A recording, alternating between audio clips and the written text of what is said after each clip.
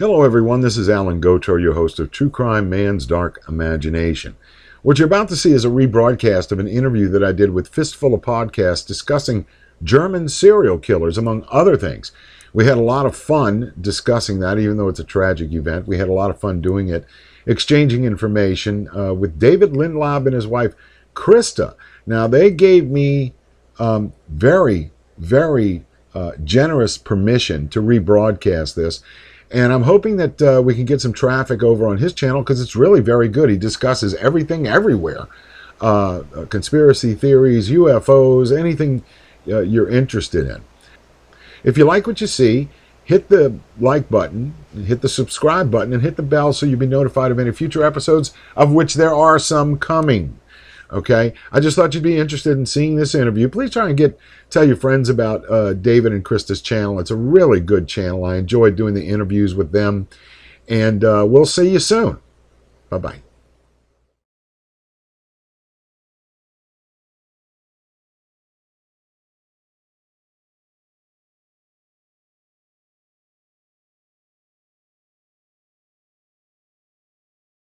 That's funny. We'll just go ahead and get the show started. So grab your seats, grab your drinks, because here we go. You're listening to FFOP Radio. Reach the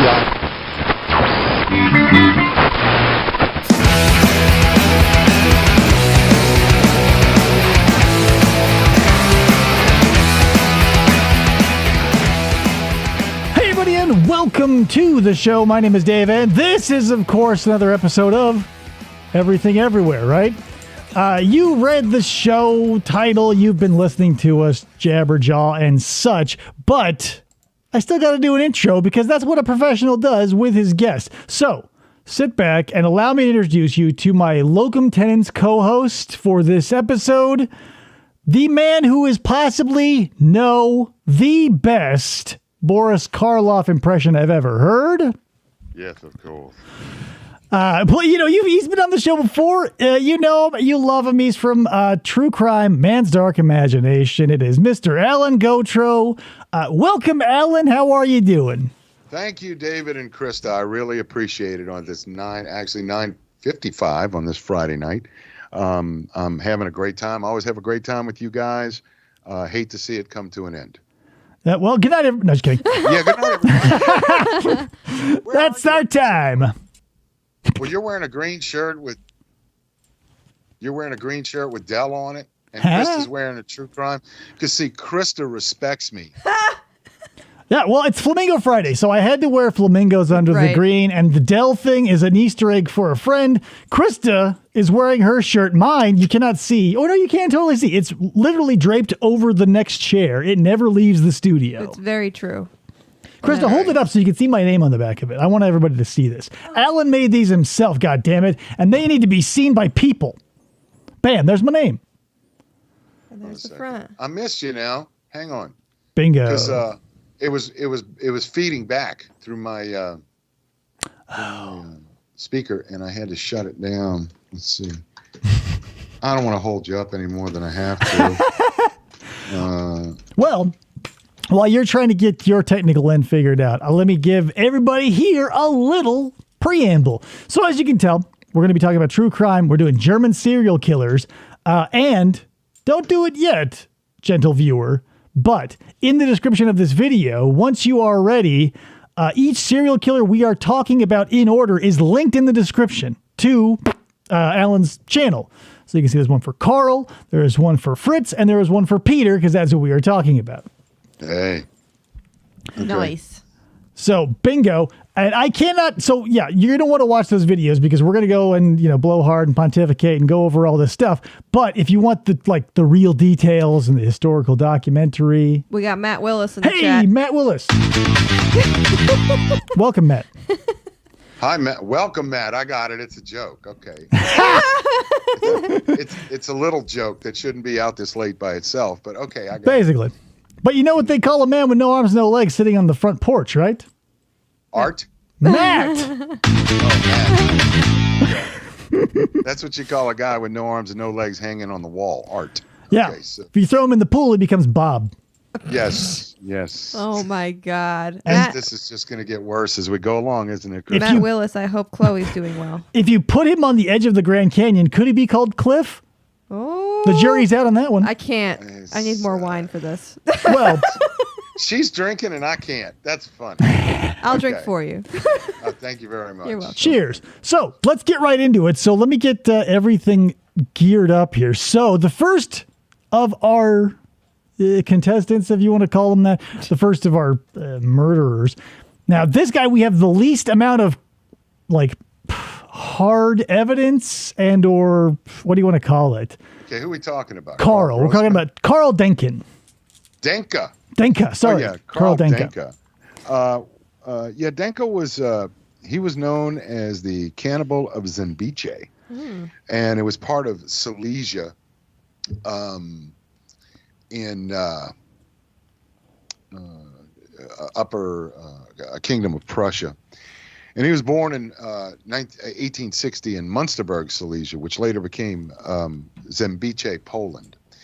The weird thing about this case, though, Dave and Christa, is that his crimes had been forgotten for almost 80 years. Really?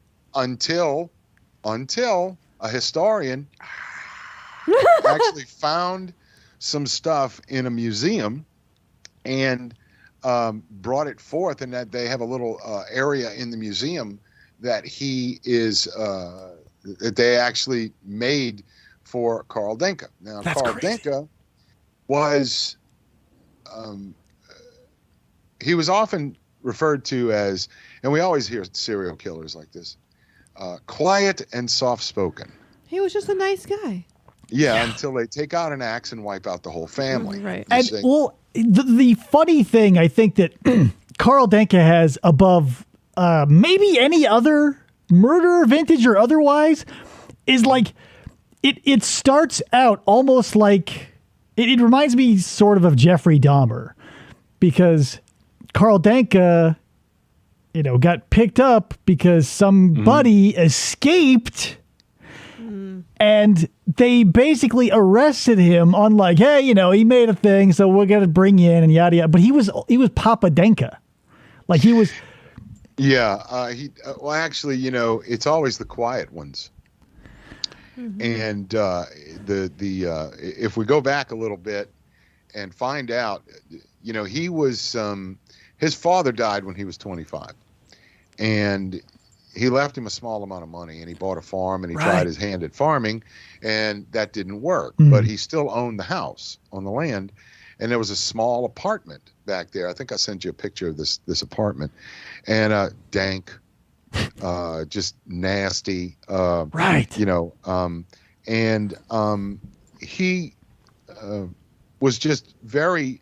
I'd say it was a loner. Of course, then again, we see all kinds of serial killers that are loners.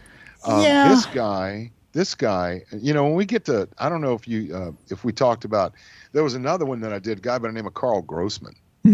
Carl Grossman, it was in this period. One of the things I wanted to set up is that in this period, we're looking at between, say, 1895 and 1931.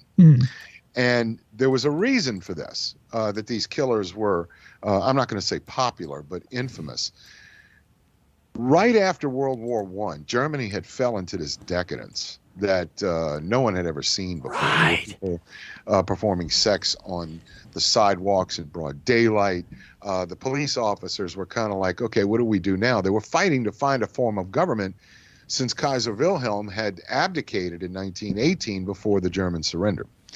So you've got people like Thomas Schulman, Carl Denka, Carl Grossman, Fritz Harman, and I call this guy the granddaddy of sickos, Peter Curtin. Right. And we'll get to him a little bit later. But Denka refused to move out of the house. And he took up residence in a small apartment near the back, like I said. And he ran a small shop, get this, where he sold meat. And so, ding, ding, ding, ding, ding, McDonald's. This guy also reminds, I feel like we should for those uninitiated, here's a tapestry. Like I mentioned Jeffrey Dahmer because we got this sort of escaping thing, but he does give off shades of also like Ed Gein, and I'm on the fence about somebody else. But the fact that like he was selling the meat and also other suspicious items like shoelaces, leather suspenders, leather my God. belts. Well, the question I have to ask about this, and when I read this and did the show on him, a lot of people had not heard of him, and he kept a record book of everybody that he murdered. Right. And they couldn't find a lot. There were a lot of these bones that they found in his property that I had to make a list of them. But he murdered vagrants and poor travelers. And his first known victim was an Ina Lawner in 1903. And in 1909, he killed a 25-year-old Emma Saunder. Another man who worked in a slaughterhouse had been convicted of the murder, but later he was released after they arrested Denka. And it was a rather gruesome murder. He was kind of the Ed Gein himself. Now, Ed Gein, how many did he murder? 2? I think it was 2 people that he murdered. I think officially. He was just a ghoul. He was just a ghoul. Yeah, he was a grave robber and a weirdo. Oh, yeah. Well, this guy, Denka, my goodness, he could makes everybody look bad. Right. I mean, but it seems like throughout history in the chronology, each one tries to be as worse as the last one. I mean, and it's not intentional. It's just that's what they intend. His last known victim was a guy named Rokas Pollock, and that's where they caught him. Authorities later discovered that Denka kept a record book, like I said, of the people that he had. Now, on December 21st, 1924, there was a homeless guy by the name of Vincenz Oliver, or Olivier. I'm not really sure of the pronunciation in German. But he escaped Denka after he attempted to kill him with a pickaxe. Right, a pickaxe of all things.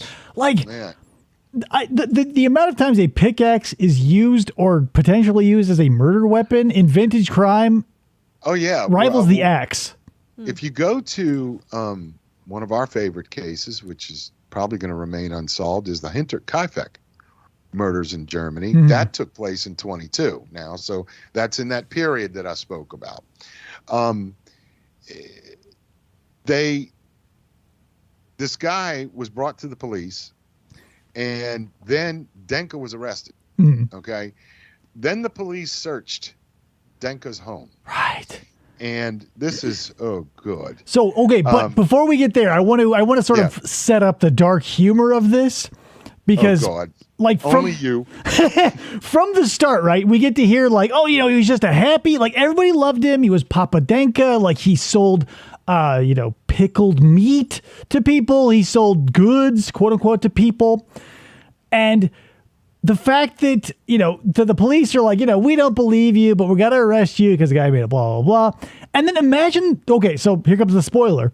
Imagine the surprise of the arresting officers to walk into his cell only to find his ass hung up by his own handkerchief, Deadsville. Oh, now you're giving it away. Thank you. And I know that a lot of people are, we hear a lot about people being killed in prison. In fact, 2 of the people that we're going to talk about tonight, cheated the hangman. And one of them, people were just screaming for his skull. I mean, screaming for his head. So when we look at, why they do these things, if there's such an easy way out. See, I think what they ought to do is when they get somebody like this, you lash them down to the bed so they can't do stuff like that, so they don't cheat the hangman. I semi-agree with you, but the thing with Denka, at least, is like they did not suspect that. It would be like you just arrest a kindly old man on a trumped up charge or whatever. You doing lip service to the idea of justice for this person who was essentially an attempted murder victim. Like, I totally get it. Like, let's say, for instance, Israel Keys. I think he should have been locked up in like a Vitruvian Man sort of situation, so he couldn't have killed himself. But we knew what a type of a monster he was. Like, Carl was just like a nice old dude who everybody loved that was like whatever nice a pillar of that dude. Community. Like they were only doing what they did because of like procedures, right? With him, like they didn't think he did it. No, they just put him in a cell by himself. They probably took his shoelaces and his belt, which is what we used to do when I worked in the prison, and they still managed to bang their heads up against steel walls. Yeah. They don't feel a lot of pain when they feel like they have done. Like, for instance, when I was working in the prison, there was a young man. He was 16 years old, and he wound up committing second-degree murder against a Vietnamese store owner. There was one shot in the back of the head. Oof. And one Christmas, I'll never forget, it was my first Christmas there, was Christmas of 1983. And he was crying in his cell. Well, one of the correctional officers brought him down to the watch commander's office. All right, Clifford, what's wrong? He said, I'm feeling bad, man. It's Christmas. I can't be with my family. The person you killed can't either. Right. That's exactly what the watch commander said. And so he goes back to his cell, and there were steel walls in this cell, and proceeded to bang his head for 15 minutes on this wall. By the time we got to him, he had a fractured skull. He needed 75 stitches. They had to put in a steel plate in his head. He was going to, if we hadn't have gotten to him, he would have gone all the way. All right. But he wound up with severe traumatic brain injury, of course, and some mental problems after that. Or who wouldn't, if you bang your head up against a steel wall for 15 minutes? Well, it's on one hand, you want to sit on the side of the audience that goes, how could you will yourself to do like brain damage, willingly, like the will to survive kicks in all of us. But we, as the people looking from the outside in, also have never killed anybody. Right. So it's hard to say. Intentionally. I'll say this too. Maybe it's a controversial take, but let's say, because everybody knows the terms manslaughter, second degree, first degree. I think if you're shot in the back side of your body, first degree. Okay. If it's front, you can say second because like you didn't intend to kill them. Maybe they made a move at you and you go pow. Okay, sure. Robbery gone wrong. If they are shot in the fucking back of the head, back of the body. Right. What were they going to do to you? Yeah. You at least had a plan in that moment to be like, yeah, pow. First, right? But that's just me. First degree murder, of course, carries with that the premeditation. And or if you kill somebody in the commission of another felony, I know in Louisiana you can get the death penalty. Or if you kill a police officer, you can get the death penalty. A lot of times down here we've been getting. A few years ago there were a couple of police officers that were shot and killed, and they got second degree murder. The person got second degree murder. If you get first degree murder, you're never getting out of prison. Right. Period. Second degree murder, you can get out of prison. We had. One of the cases that I researched for Dark Bayou, one of my books, had to do with, we called it the baseball bat murders. It was two guys that were fighting with baseball bats for over 10 hours, and they didn't see one of the guys' wives in the next room beaten to a bloody pulp. 10 hours? 10 hours. Were they on like PCP? Breaks. I don't know. They'd take breaks? Yeah, they would take breaks and watch TV and stuff like that. So what happens is, it took 3 grand juries to indict them. The husband got life in prison, and the friend got manslaughter because they could not determine who swung the blow that actually killed her. Well, what ticked me off was 2 years ago, our illustrious progressive governor let one of them out of prison, the one that was serving a life term, because they said he did his time. I said, if you people had seen the crime scene photos, you wouldn't be doing this. And a buddy of mine is a professor of criminal justice. We went to one of his lectures, and I lost control. I lost a little bit of control, and I said, normally I wouldn't do this. And he knew who I was because he read the book. Okay. Well, I think you're wrong. Well, I think you're a fucking convict that belongs in a cage. Well, Right? You're an animal. I think what happens too, like especially now that we're covering like these vintage things, the more time you can put between you and whatever crime happened, I feel like that does a lot to people's minds to wash away a lot of the detail.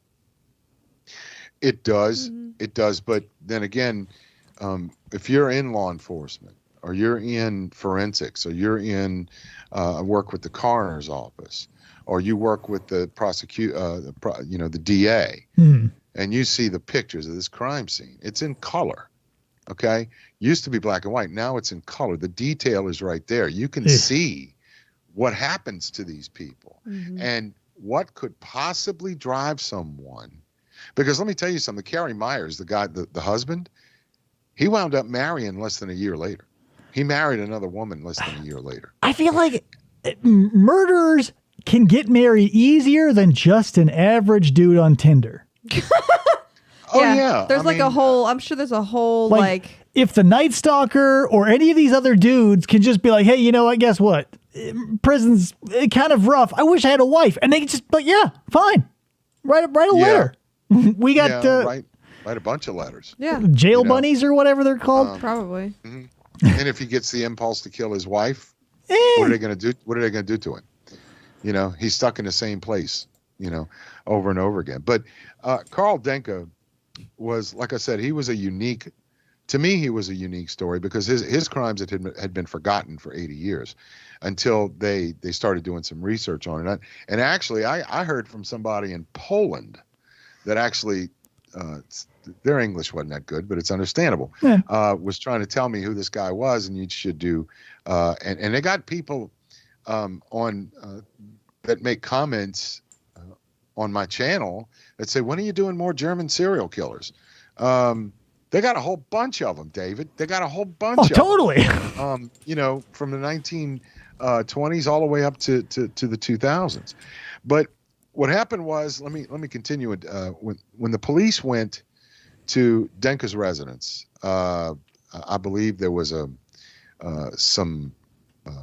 my grandfather would call it mutt in a pot that was boiling, that looked like human skin.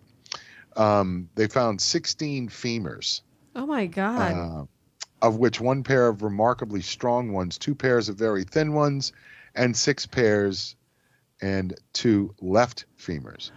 15 medium-sized pieces of long bones, 4 pairs of elbow bones, 7 heads of radii, which is the elbow, 9 lower parts of the radii, 8 lower parts of the elbow, a pair of upper shin bones. Karl was also the guy who collected the teeth, right? Am I remembering that? I'm not sure. I'm not sure. If memory does serve me correctly, and this may be because there's so many murderers out there, but I feel like Karl had a jar full of 300 plus teeth. Yes. Okay. Yeah. Yes. Now it's coming back to me. Like a big jar of hard candy you'd see on your grandma's parlor table. Yeah, but you got to remember. Okay.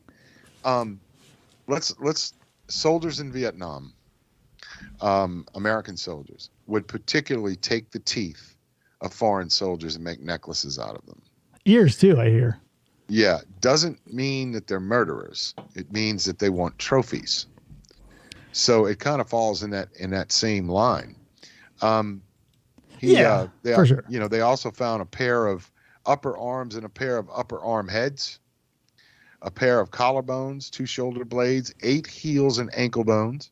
120 toes and phalanxes, 65 feet and metacarpal bones, and 5 first ribs and 150 pieces of ribs. I cannot imagine being the police officers that were like, well, we have to do it. It's procedure. Oh, my God. Well, and not only that, think about this, too, because there are, as with everything, there is a gradient when we come and talk about serial killers. And the type of killer that Carl was is like pretty close to the end of that spectrum, because you have like the people who kill for no reason, the people who kill because they're crazy. And then you go a step further, and then you have the people who process the body to either turn it into products or to dispose of it.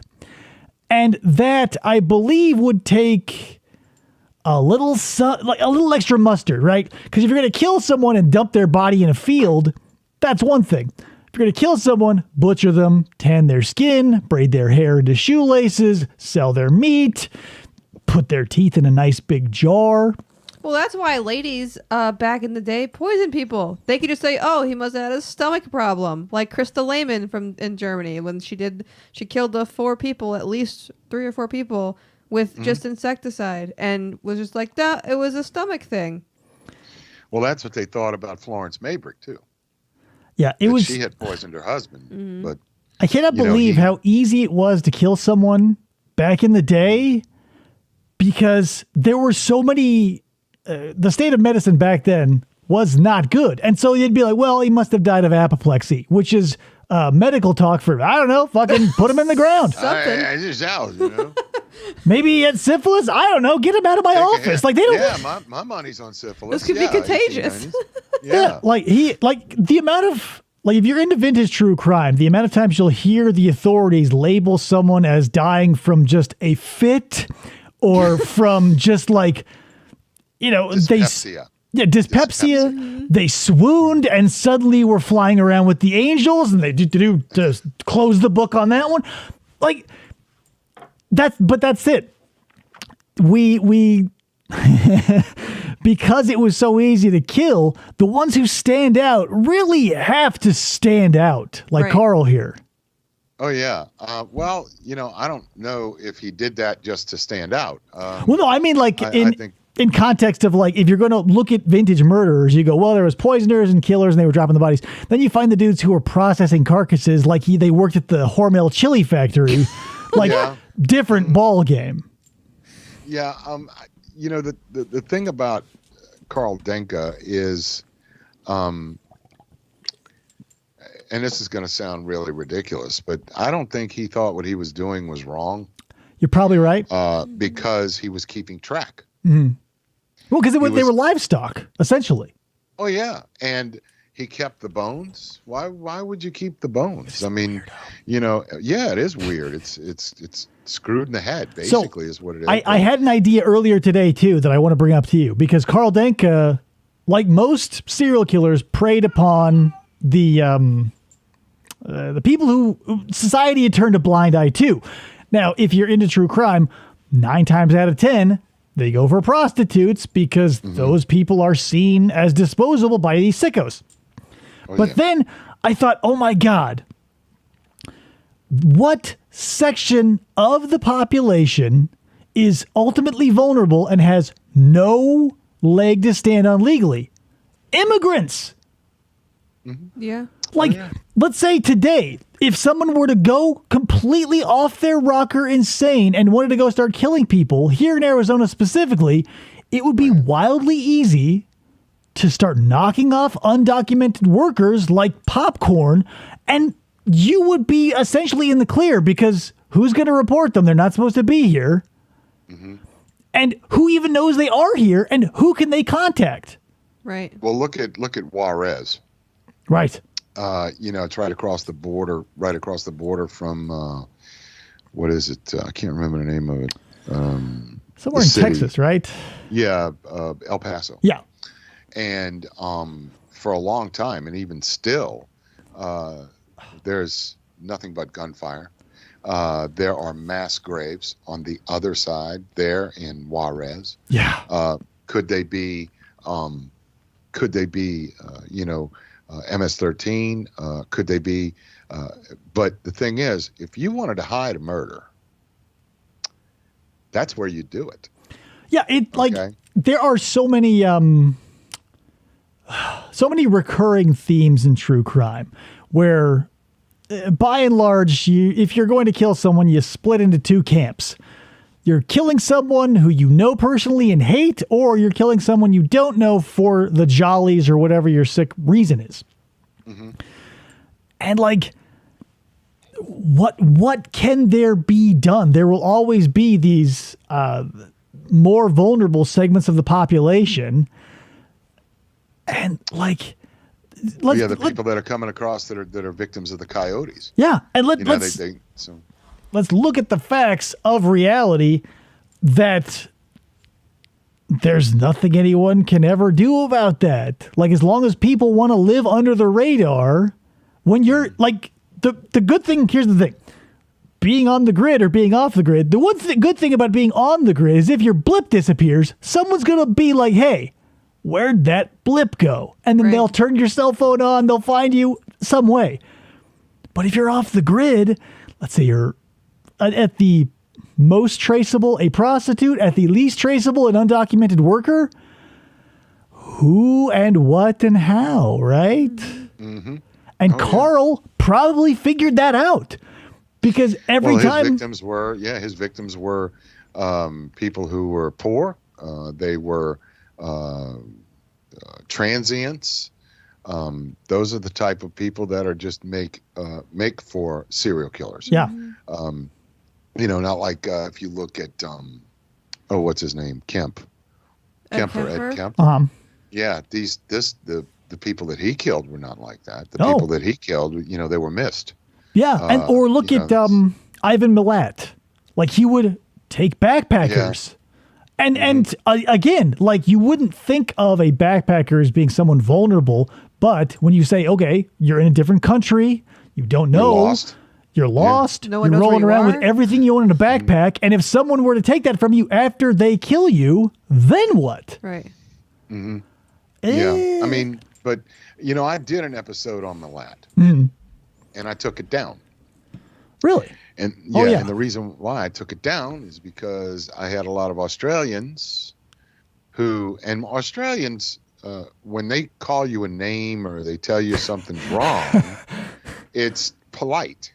Okay. And they kept telling me, mate, you didn't do it right, and all this. And I'm going, okay, well, what do you want me to do? You want me to take it down? Because I did all the research it took me 3 weeks to do that research. And I thought I covered everything. Well, there's more to it than that, mate. So I just said, but I'm just going to take it down. Like, yeah, I know. There are so many Ivan Milat videos out there. Like, are they barking up everybody's snorkel? Like, number one, like, okay, so, like, I feel like maybe this is just my closed-minded, idiotic attitude towards things. Why do you self-degrade yourself like that? You're a very intelligent man. No, because it's true, and here's why. Everything in America seems to carry more weight. Like the movies we produce, the music we produce, our murderers, they just seem to be. And that's why people are unfamiliar here, at least, with German serial killers, with Australian serial killers, with all of these things. And you'd think, like, let's say, I don't know, personally, if I were from Australia, it'd be nice to feel like that blip on the map. Right, like, oh, yeah. Like, everybody's got serial killers. They're interesting. If you're into this, here's one for you. We're spoiled for choice here, so I can't flip that coin to the other side and see what it would feel like if America were just left out of stuff and we didn't have that many serial killers.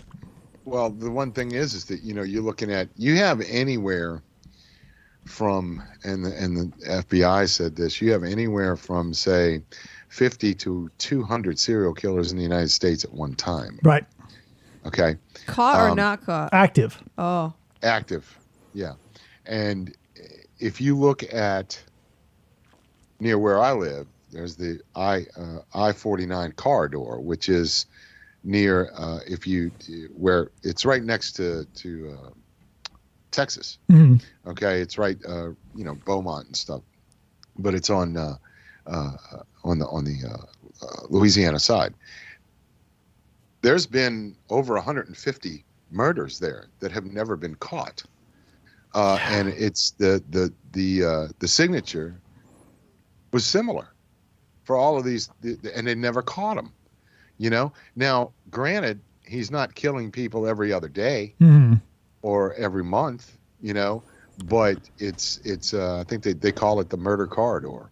Is what they call it. There's a highway in Canada with a very similar reputation. I think they call it the Highway of Tears.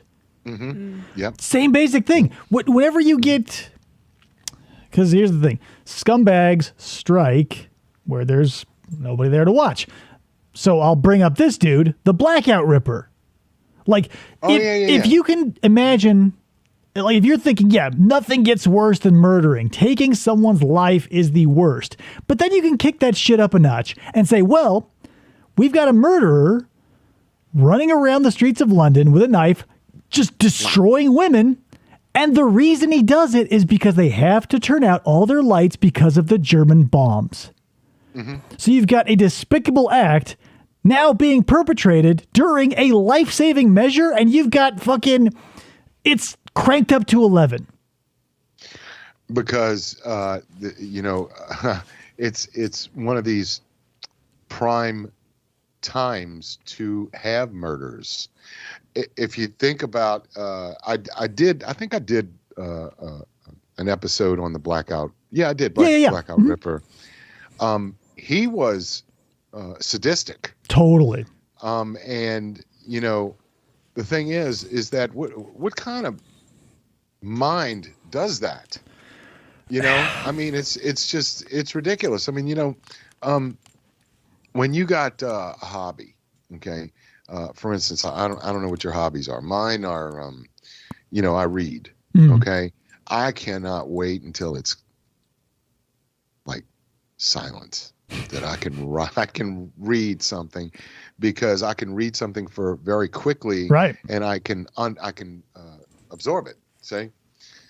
Well, it seems to me that this guy, who was the Blackout Ripper, is what they called him, and in fact, they got one of the detectives got fingerprints. Yeah, got the fingerprints and basically caught him.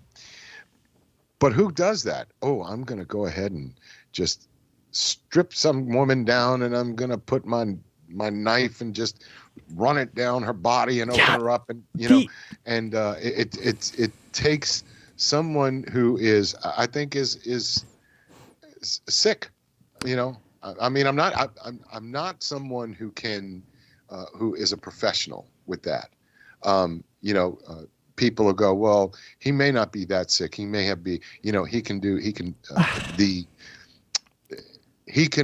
be sick, and then he can be say that he's going to add this when he put him on to be on trial, and they say something like, well, the legal definition of sick, he doesn't fit that one. So they kind of learn to.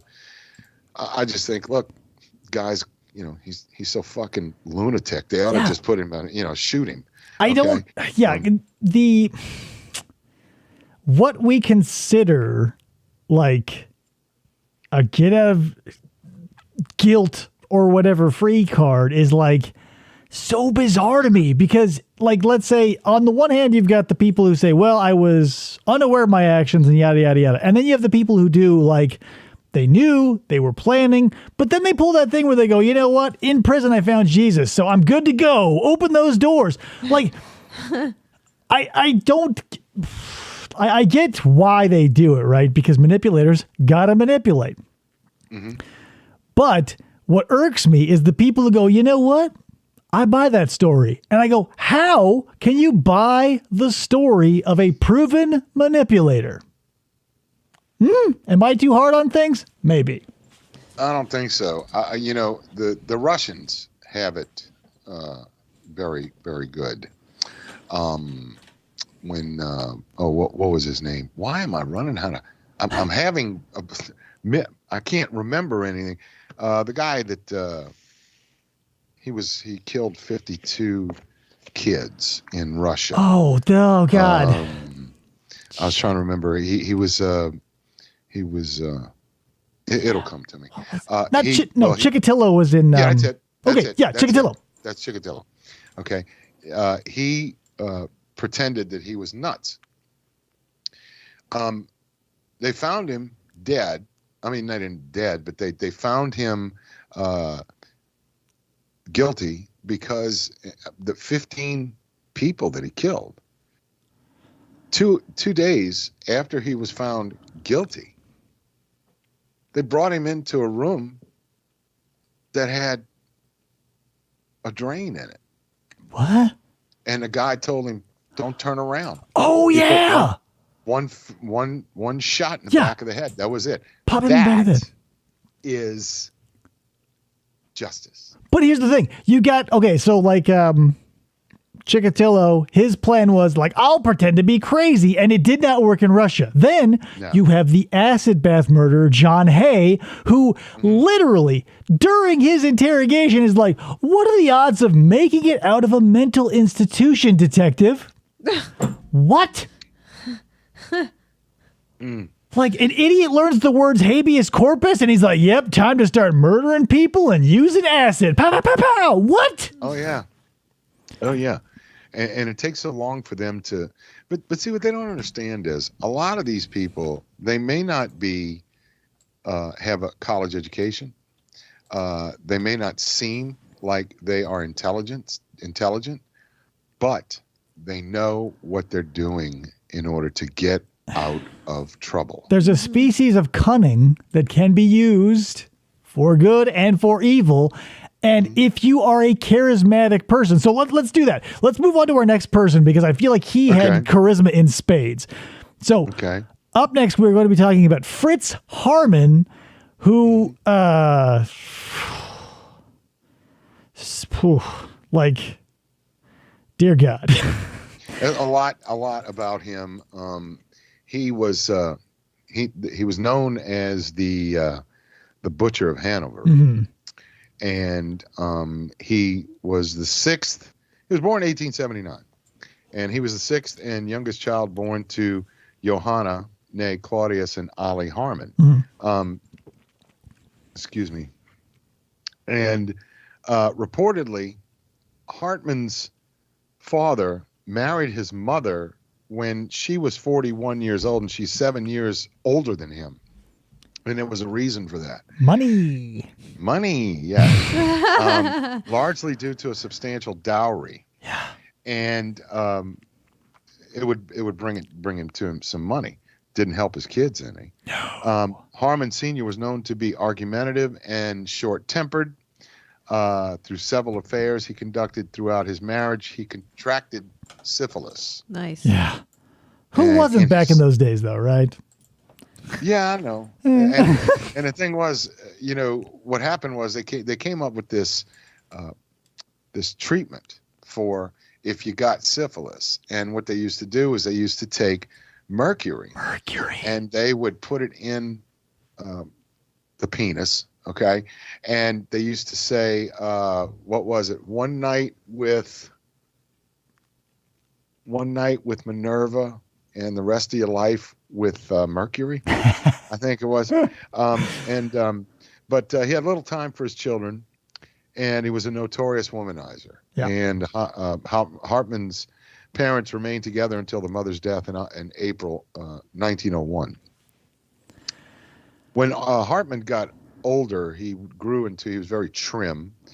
And upon leaving school, he briefly obtained employment as an apprentice locksmith. Ooh, that's a good type of vocation if you're going to be a serial killer, right? I can't think of a better one, aside from butcher. Yeah. An axe maker. Axe maker. Okay. We can keep going if you want to on that one. The thing about Harman is, though, that, like, despite him coming from the broken home that every serial killer comes from, by and large, with very few exception, is that he was able to wrap all of that up into a charismatic package.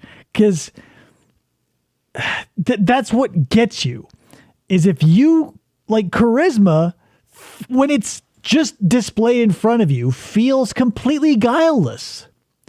Because when you are with these people, their charisma is something that you don't realize is being used for evil, because water, if you drink it, will help you. If you breathe it, will kill you.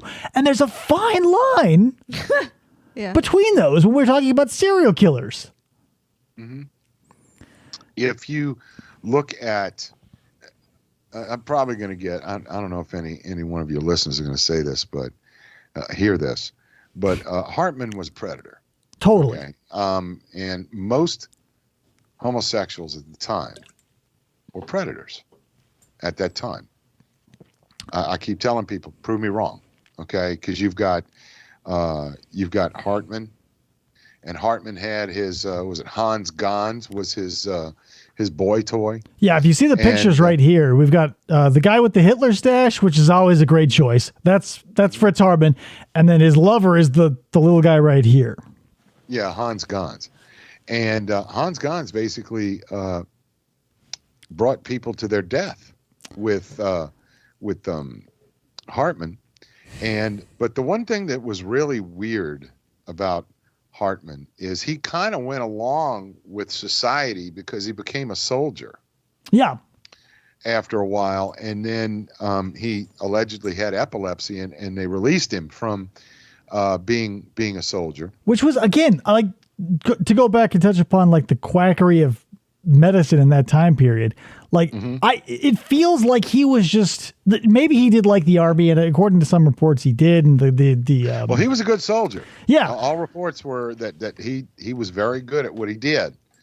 But the thing is that you can become very tired of that after a while, all the regimentation. Yeah. And that's what happened with him. He was known, he came out with, he was given a discharge, but he was given a pension. And he was what they call incurably deranged. All right. Well, number one, if you're incurably deranged, why is this man walking free? And also getting paid. And getting paid. And then they gave him a raise.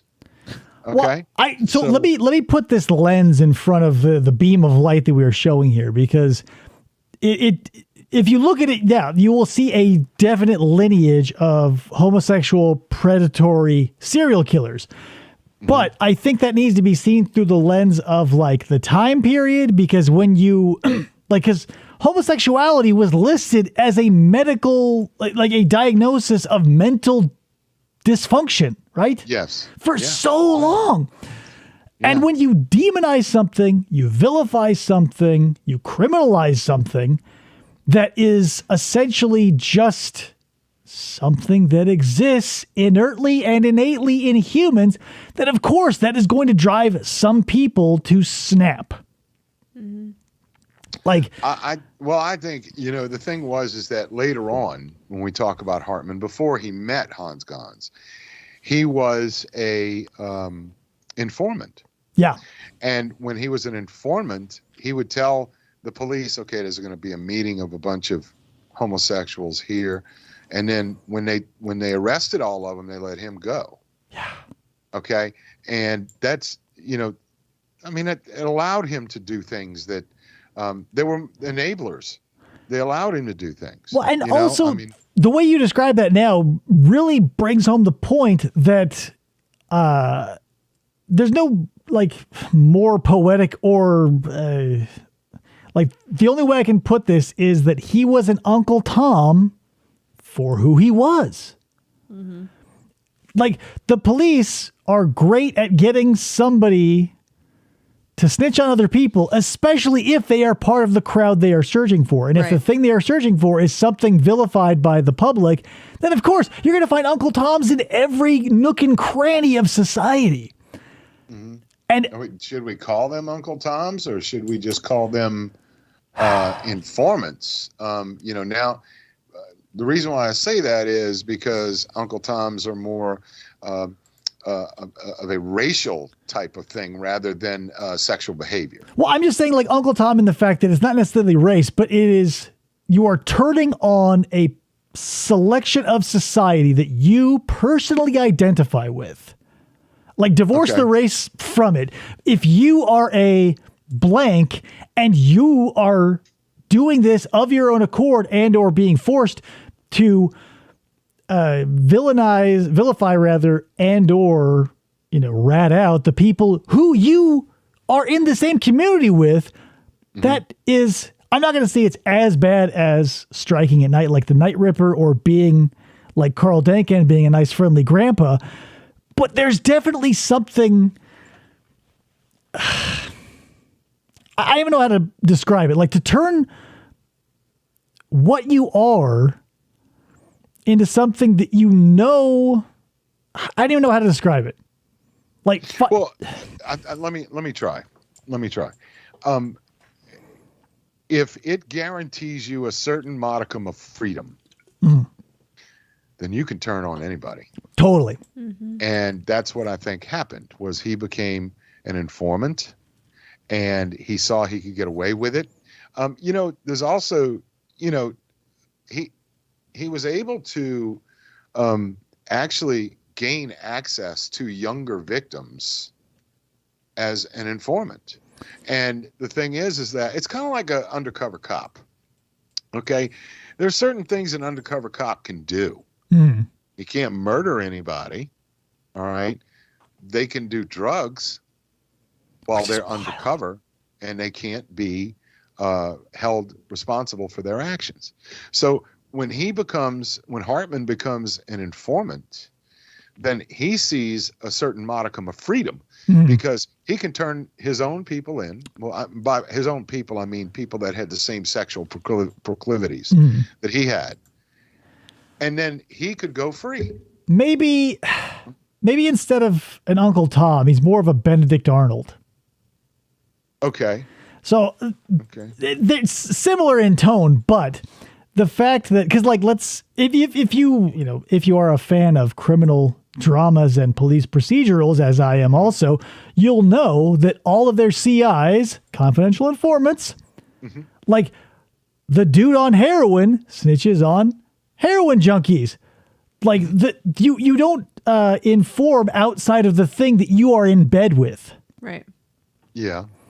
So it's like, and Benedict Arnold is kind of also a shitty analogy too, because it's not shitty. It just encompasses more of, if you look at it on a case by case basis, and he was an informant, he was doing what he had to do in order to survive. I'm not taking up for him. Right. But he did what he had to do in order to, he didn't care who he let go.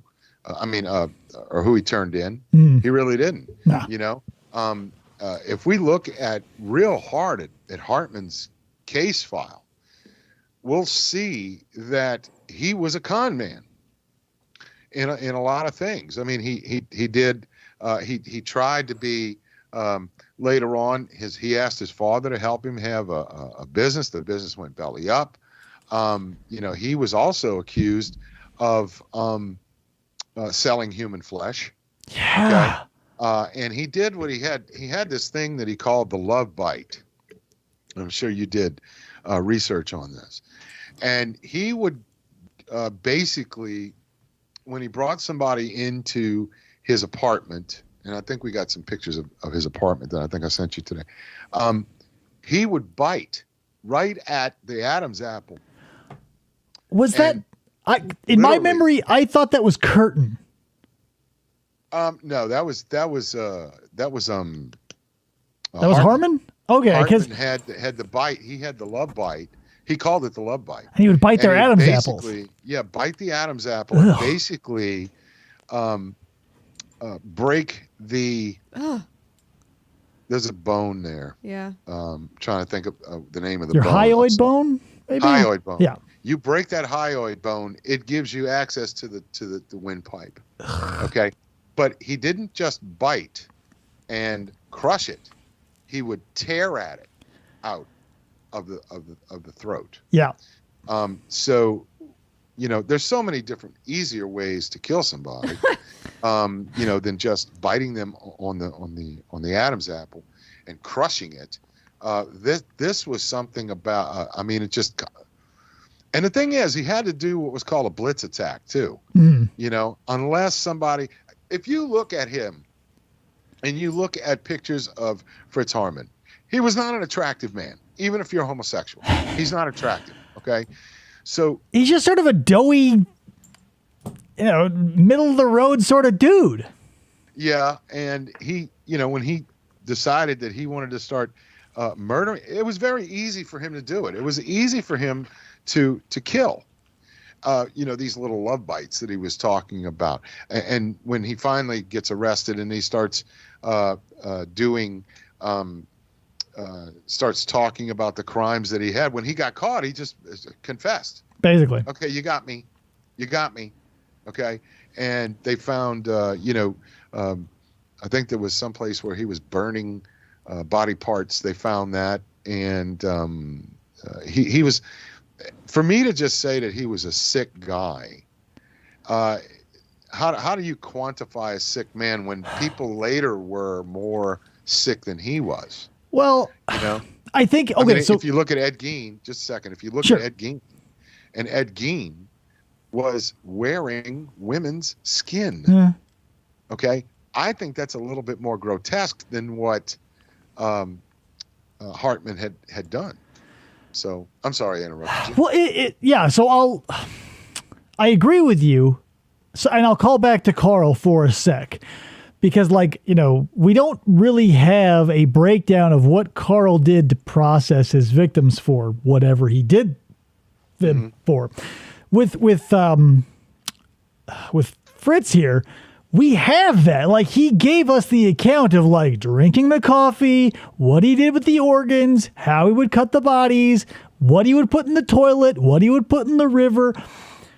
And when laid out baldly like that, there's something more horrifying about those horrifying details given to you matter-of-factly than having to piece them together after the fact, like with Carl. If you say, oh my God, just imagine the butchering that's going on, your mind can fill in the blanks, but it will be gracious enough to you to leave a lot of the details that could have happened out. With Fritz, he's like, hey, check it out. I would put the intestines, the liver, the lungs, I would chop them all up and put them in the toilet. And if it were just I would chop them up and I would get rid of them in various places, you'd be like, oh God, the horror. But then the flippant nature of being put on a pot of Folgers, sit down with a nice paper as the body rapidly cooled on the floor, I would build up my courage and these horrible things would happen. Well, one of the people that you can draw a correlation between Fritz Hartmann is another guy by the name of Joachim Kroll. Joachim Kroll was in the 50s, actually 50s, 60s, and 70s. This guy was not, an attractive man, period. He wasn't a homosexual killer. But he was, okay, I'm going to murder the people. I'm going to take their flesh. I'm going to eat their flesh. And what's left, I'm going to throw it in the toilet. Now, it ain't going to stay in the toilet. All right. It's going to eventually pop up and people are going to find out what happened. Okay. But if you look at Karl Denke and you look at Hartman as compared to Joachim Kroll, their methods of eliminating victims was a little bit more efficient than Joachim Kroll. If Denke's last victim had not escaped, he could have gone on for years. Yeah, he would have taken that to his grave, and people would have, they would have been crying in the streets of his small town as they lowered that asshole into the ground, not knowing that potentially the whole town had eaten pickled human. Oh, yeah. Could you imagine being a person that went to his place and gotten food and been like, oh my God, did I eat my neighbor or so-and-so? I don't eat random people. Eating a drifter, essentially. Right. Yeah. Oh, yeah. Well, I keep hearing that McDonald's serves flesh. Okay. And I have stopped eating hamburgers from McDonald's. I usually eat the just on the off nuggets. chance. Yeah, just on the off chance. I don't know what the hell's going on lately, but we have I'm sure you guys have a White Castle. No, We sadly, don't it never have made one. it across the Mississippi. Okay, well, we have them. They sell them at a Tasty Donuts. They have Castle burgers. Oh my God, those things are freaking delicious. Totally. Okay. Well, they don't get them from McDonald's, so those are the only hamburgers I eat. I try not to eat a lot of beef, but again, if you get back to Denka and you get back to Hartman, their disposal was a lot cleaner than later serial killers. Mm. Okay, Denka didn't want to get caught. I No. mean, none of them want to get caught, but and as we'll see later on with Curtin, well, actually, Hartman actually confessed after he was arrested. So did Peter Curtin. He tried to stay under the radar for a long time. But another thing that lesson that I learned from this is that you can't have an accomplice if you're a serial killer. Like, it's Okay. rule number 1. If you're going to do something illegal, do it by yourself. Oh yeah. Two 'Cause they're people gonna- can keep a secret if one of them is dead. Exactly. Well, actually, 3 people can keep a secret if 2 of them are dead. There you go. That was Benjamin Franklin said that. But I think the reason why a lot of people are interested in Hartman is because his not only is his murders were so, for lack of a better term, decadent, but his lifestyle was more decadent. All right. And I think that's why a lot of people are interested in that. There was a guy in Belgium. His name was Marc Dutroux. I did an episode on him. He was a human trafficker, and he had young kids, and he killed them. Okay, and they only got him for 2 murders, but the rumors were that he committed over 100 of them.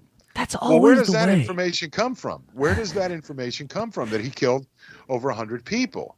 Okay, it's not because, but it's really weird though, David and Christa. If you look at a serial killer, the worst serial killers always get the most airtime. Yeah. Well, because like it's a reverse correlative, right? Because the better someone is at serial killing or whatever crime they decide to do, they'll leave less evidence, and therefore there will be less for us to talk about. We only get the idiots who get caught, and then we back engineer them as these like geniuses and or charismatic figures and or competent people who just slipped up a little here or there. But if you think about it, oftentimes the serial killers we have just left mistake after mistake after mistake. Mm-hmm. And so, yeah, to go back to the FBI stat from before, where you have up to 200 active serial killers, they must be doing something right. And the reason why we don't know what they're doing is because they're going and not getting caught. Yeah, They're right. not getting. That's true. They're not getting caught, but somebody knows who they are. Oh, totally. Somebody always knows who they are. There's one serial killer up in New York, the Long Island Strangler. They still haven't found out who that is. They still haven't found out who that is. If we look at Hartman, if we just look at his case, okay, the degradation that he used, he was, again, going after people that were the ones that he thought would not be missed. Yeah, the marginalized part of society. The marginalized, okay? But somebody out there cares, and somebody out there knows. And if you look at how he was caught, excuse me, he couldn't have lived. He couldn't have gotten away with it for a long period of time. Mm-mm. A lot of serial killers stop killing for one reason or another. Either they get arrested or they're dead. Yeah. All right. But he would have gone through, and again, he was a serial killer of his time. Him along with Denka and Peter Curtin. Mm-hmm. They were products of their time. There were, because if you look at their lives, well, Peter Curtin, his father, when we get to that, his father used to have sex with his mother, right, in the same room that the kids were sleeping. Boy, God damn, I cannot, there are plenty of ways you can say, oh, well, this is detrimental to another living being, whether it be abuse mentally or physically. If there's one person on earth who will say, I don't think that's abuse, I would be flabbergasted. But if you actively make your small children sit and be a captive audience as you sexually assault your uncomfortable at best and miserable at worst wife, what could you expect of that person? What could you expect as to what influence it would have on your children? That's just serial killers waiting to happen, But he was the only one in that brood that actually grew up to be what I would call a sexual sadist. All the other children, according to what I've read, grew up normal. Well, I mean, relatively probably. But relatively normal. With humans, it is almost like rolling a million-sided die, right? Because you've got the kids who grew up with a silver spoon in their mouth, who just one day decide, you know what? Killing people seems like a laugh, and they do that. And you go, well, what happened? You had all the money, you had all the opportunity, and then you go, whoa. And then you got the other side of that coin where someone is just treated like, a subspecies of human.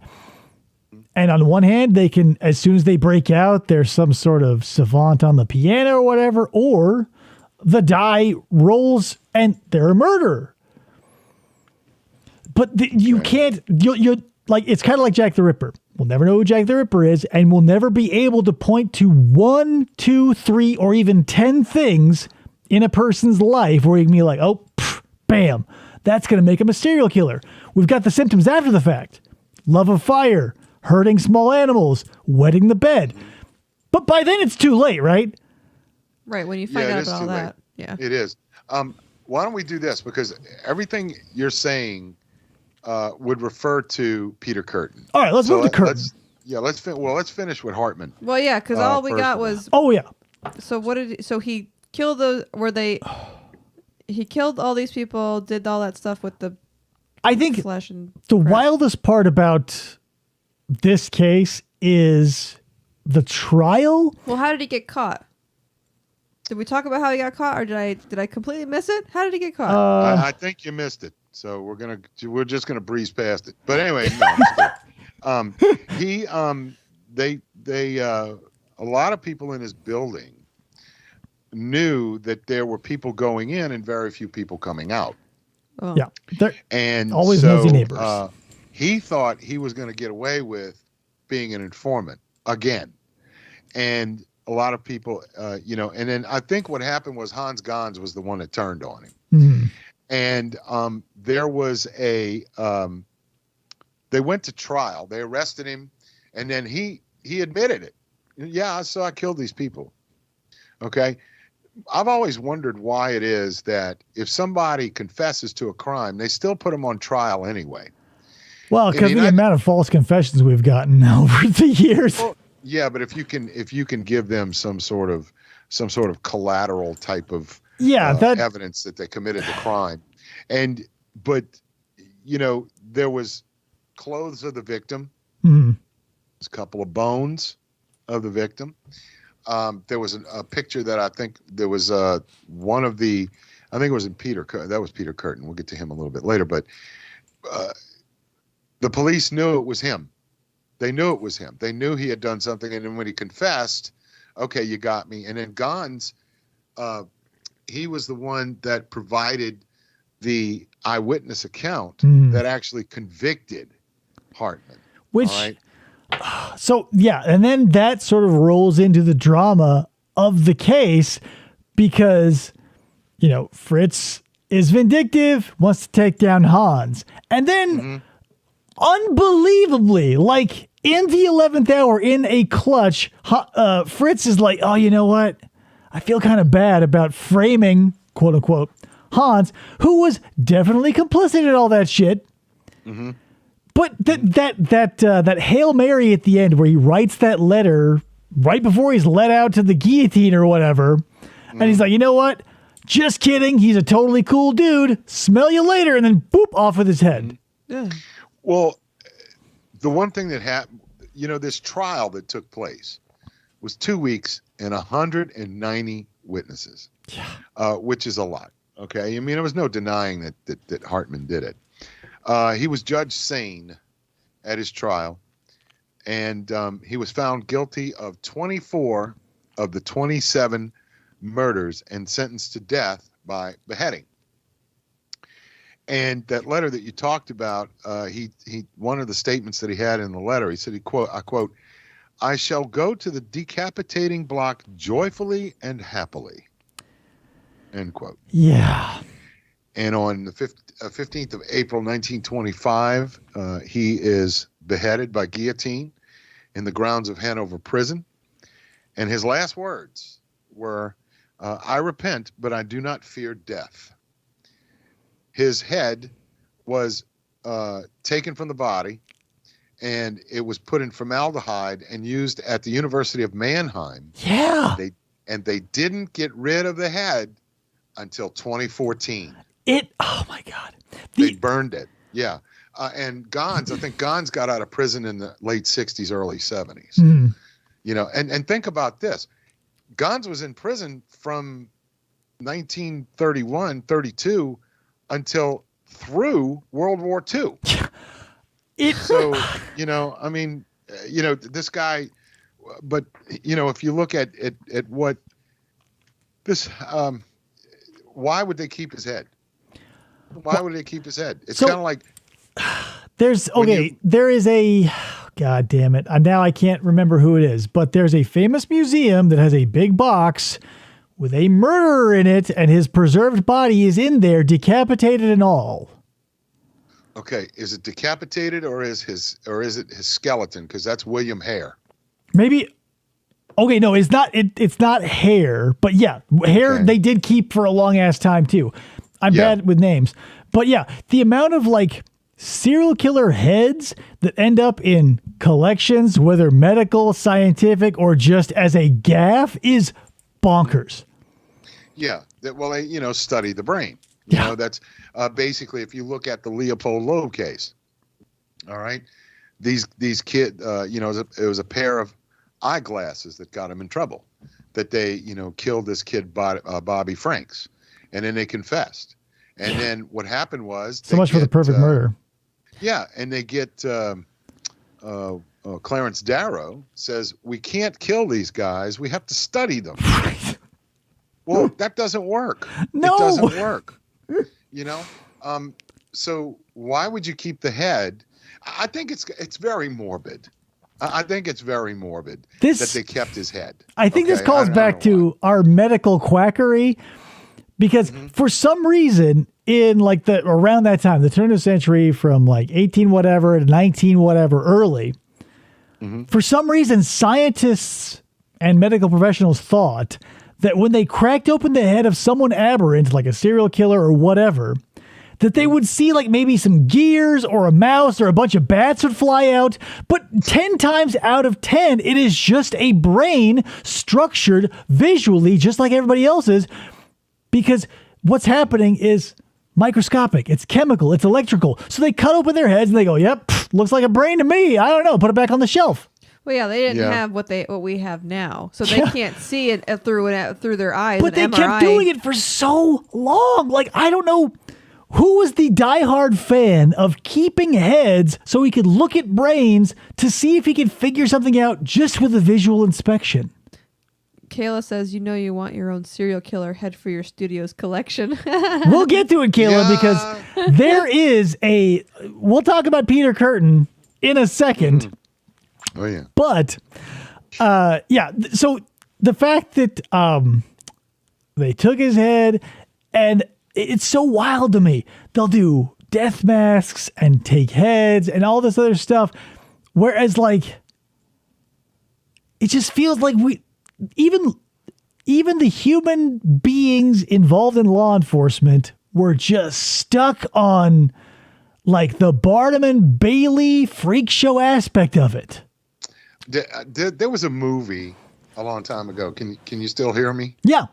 Okay. There was a movie a long time ago, and I loved this movie. When I was a kid, they had drive-ins. I don't know if they had drive-ins when you guys were younger. Excuse me. It's a movie called Chamber of Horrors. And Patrick Is that with Vincent Price? No. Okay. Patrick O'Neill, Cesare Denova, and believe it or not, Wayne Rogers. This is before Wayne Rogers became a big superstar. And Patrick O'Neill was a murderer. And what he did was he would kill women and then marry them by use a gun, a firearm, to get a justice of the peace to marry him. Well, what happens is the police find him, and they, in order to keep him where he was on a train to get to jail, they put handcuffs on one of these wheels on a caboose of a train. And when the cops weren't looking, Patrick O'Neill took off his hand so that he could become free. Well, what he did was, later on, he found a mechanism that would clamp on to his stump, for lack of a better term. Right. That was either an axe or a stiletto or something like that. And he was going after people that caught him. And he was basically taking, like, the judge. He took the judge. He took somebody that was the one that takes what he said. What is that? Transcriber. The stenographer? Yeah, stenographer. And he was assembling a body based upon all these people that became his nemesis. Ugh. And the thing is that people believed that he died after he cut off his arm, but he didn't. He actually was fighting against the policeman, who was Wayne Rogers, actually, was one of them. And it would be like he took the head off, and that would be the head of justice and the arms and stuff like that. So, where was I going with this? I have no idea. It was just a great movie. Well, it reminds me, like, with the interchangeable hand accoutrement, it reminds me of Ash from Army of Darkness with his chainsaw arm, or God dang it, who is that?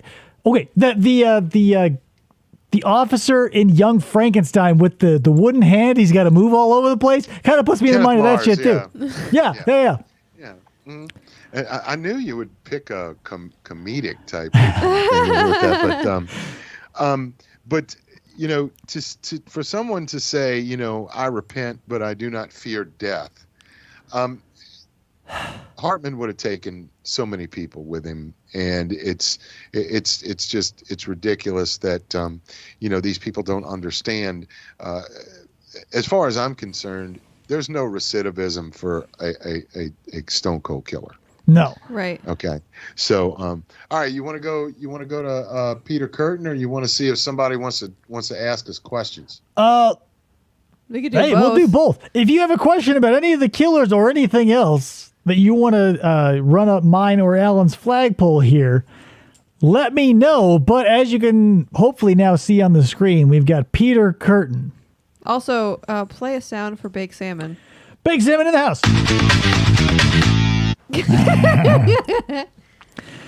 So hopefully you've been able to see that we're sort of building in presentation here, because there was very little active information about Carl. They only found it out after the fact. With Fritz, he basically opened up like a book and did a whole bunch of terrible shit. But Peter is a very special type of murderer. Yeah. He was born of poverty. Mm-hmm. He came from an abusive family in Mulheim on Rhine on the 26th of May in 1883. He was the oldest of 13 children, 2 of whom had died at an early age. Yeah. Curtin's parents were both alcoholics who lived in a 1-bedroom apartment. Oh. And Curtin's father frequently beat his wife and children, particularly when he was drunk. When intoxicated, Curtin's father often forced his wife and children to assemble before him before ordering his wife to strip naked and engage in intercourse with him as his children watched. And hearing all of the stuff that his dad did that were just the precursors to him being a monster, I am surprised that his dad was not a more prolific villain and or murderer and or whatever than Peter himself. Yeah. I mean, I don't know if the father was coherent enough to commit murder. Right. Yeah. Because he's a total boozer. Wasn't a hell father. He wasn't a good father. Ugh. Later, the mom his mother would get a restraining order, and she would remarry to a guy who was more of a very good standing person. But Curtin, he just, and it's like he actually, from my research, he was very, and it kind of makes me feel kind of weird, when we talk about, he watched his parents have sex, and it would turn him on for some reason, and that to me that's kind of, bleh, and our parents don't. The thing is, we don't want to see our parents as sexual beings. No, you don't even want to Yeah. The one thing a child never ever wants to come to terms with is how they were made. Even as an adult, you do not want to spend time thinking about your production or your moving down that assembly line. No. My daughter, I'll kiss my wife. She's a beautiful girl. I don't deserve her. She's just incredibly beautiful. And then my daughter, who's 20 years old, will go, ew, I said, how the hell you thought you got here? Yeah. So, but we don't like to know that our parents are sexual beings. It's weird. For Curtin, it was something that, he took sex and murder went hand in hand. And he basically, later on, he said that he committed his first murder at 9 years old. And he kind of made somebody that was his age, and he kind of made him drown. He drowned him. So I have a question for you about that. So this story comes from Peter himself, where he says, he was out on the lake with some friends, pushed one in the water who couldn't swim, and he, according to his story, he killed both of them. And there was no actual substantiation of it. Right. So I think I don't know why not heroes, but murderers also need weird origin stories. You're already Peter Curtin. We don't need the fact that oh, you know what? Let's put some icing on this cake. And I started murdering at 9. So I have a question from Gavin. Okay. He messaged me on Facebook. It says, great show. My battery croaked while hiking and might again. So if y'all find my bones near Pima Canyon Trail at South Mountain, and it wasn't a serial killer, it was the grouchy Javelina family I encountered. Also, could you ask whether the one killer named Papa Danka was spelled like Dank, D-A-N-K-E? I think it was isn't that D-E-N? German for thank you? D-E-N-K-E. Yeah. D-E-N-K-E. D-E-N-K-E. So, and is that how do you spell thank you in German? Isn't that Danke? Danke is Danke. Okay. So one Dankeschön. little change. Close, but Dankeschön. Baby Dankeschön. But hey, let's throw out some love to Gavin, our resident paleontologist. bam. Thanks for Oh, listening. he's your paleontologist? That's our paleontologist. Yep. Oh, okay. I've got a vast staff I'm building. I've got paleontologists, historians, for one, musicians. I wish I had somebody to interview. I'm sitting right here. Well, if you want to do that, maybe we could talk about it a little bit later. You and I can do a show on the conspiracy theories, and we could do that on my channel. Do it. Yeah, I would totally be down to talk about conspiracy theories because I love crazy shit. Not necessarily buying into it, but I love to talk about it. Okay. Well, I just one of the things. Let's get back to Curtin. Yeah. This is kind of when I first heard about Peter Curtin was a book by Donald Rumbelow. Jack the Ripper fame. Called the Complete Jack the Ripper Case Book. Curtin was into also bestiality. Oh, And What?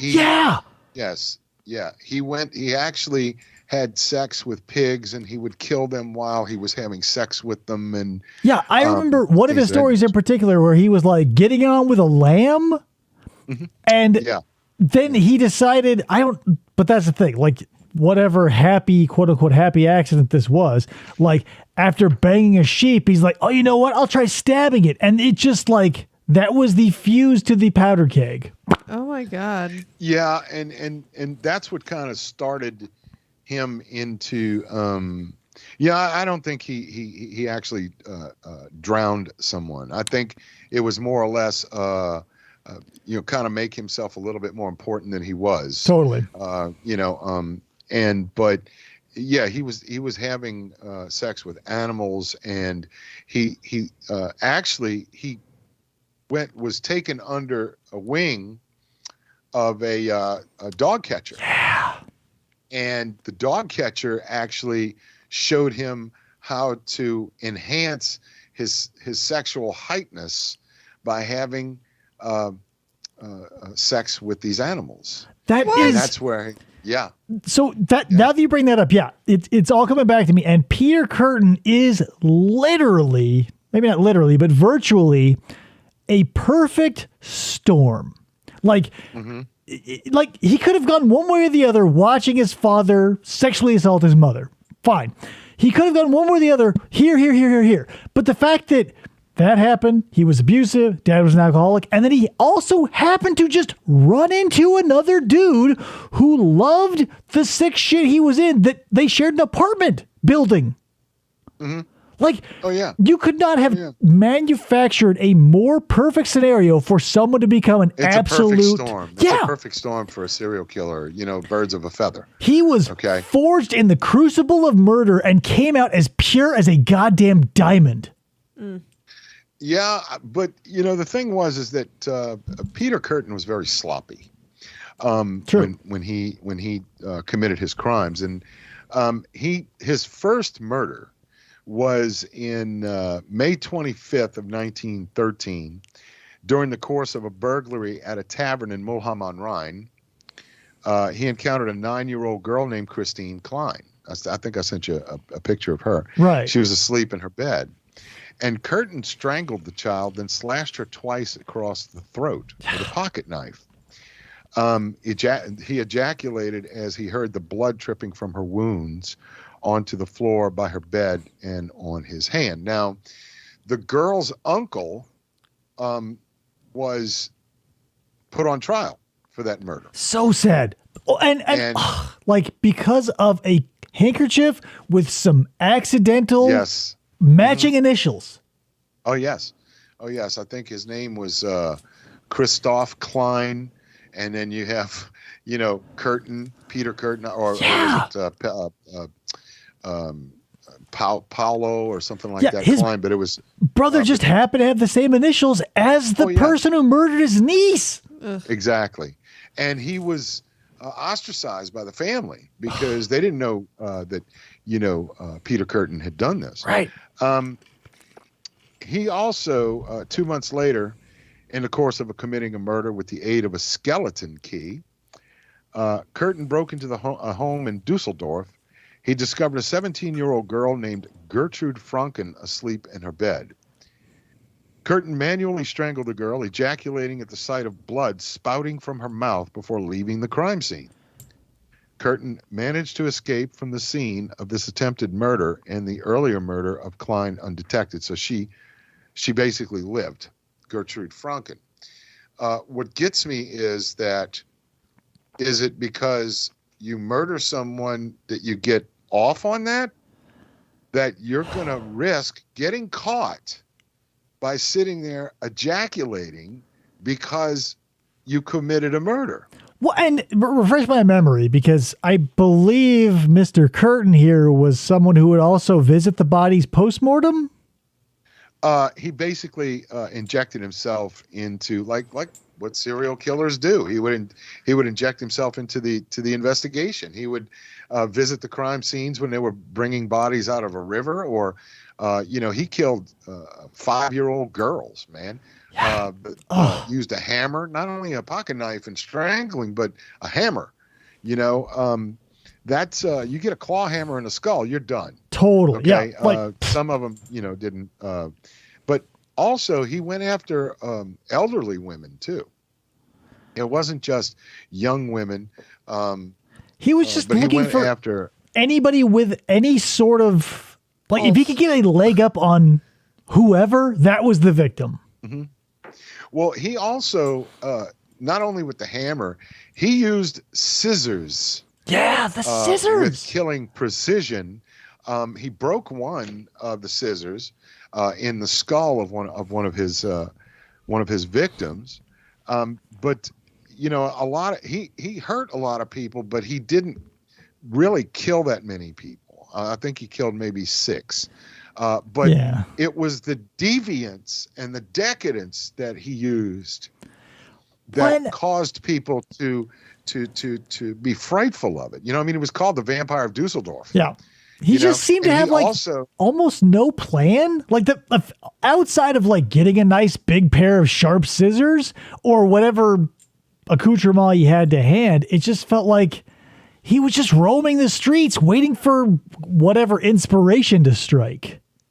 Well, he also tried his hand at vampirism.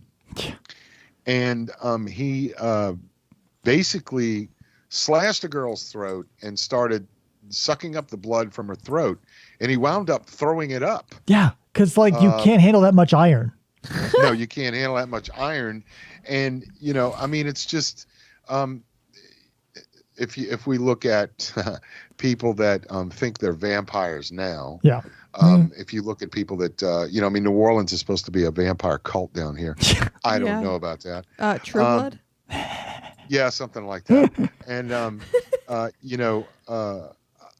again, we don't know where it comes from. But anyway. Well, let me tie this in too, because this leads more credence to the fact that I think John Hay was just from soup to nuts a liar who put people in acid, because John Hay had that story where... You're talking about Haig? Yeah, sorry, Haig. Haigh.